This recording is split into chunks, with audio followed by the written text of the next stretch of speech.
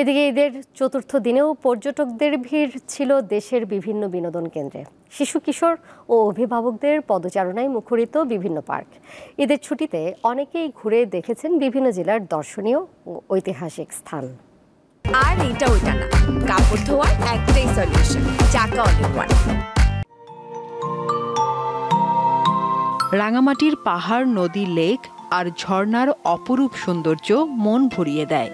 তাই ঈদের লম্বা ছুটিতে অনেকেই প্রাকৃতিক এই সৌন্দর্য উপভোগ করতে ভিড় করছেন পার্বত্য জেলা রাঙামাটিতে। পাহাড়ের যে ভিউটা এখান থেকে এক কথায় অসাধারণ। সুবলং ঝর্ণার দেখি তো পানি আছে, এখন যাই মানুষ শান্তি পাচ্ছে। প্রচণ্ড গরম উপেক্ষা করে হাজারো পর্যটকের পদচারণায় মুখর নওগাঁর পাহাড়পুরের বৌদ্ধবিহার। সারা বছরই দেশি বিদেশি পর্যটকের আনাগোনা থাকে পাহাড়পুরে, কিন্তু ঈদে এই সংখ্যা অনেক গুণ বেড়ে যায়।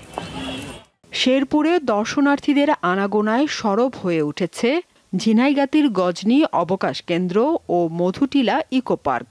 বর্ডার ঘেঁষায় গজনী অবকাশ এলাকাটি খুবই সুন্দর।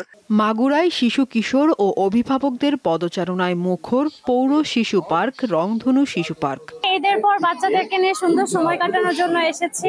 পার্কে আসলে বিভিন্ন মানুষজনের সঙ্গে দেখা হয়। পর্যটক বেড়েছে সূর্যোদয় ও সূর্যাস্তের বেলাভূমি খ্যাত পটুয়াখালীর কুয়াকাটায়। অনেকে তিন নদীর মোহনা, শুটকিপল্লী, ঝাউবাগান, গঙ্গামতি ও কাকড়ার চরে ঘুরে বেড়াচ্ছেন। সাদিয়া চৌধুরী, দীপ্ত, বার্তা কক্ষ।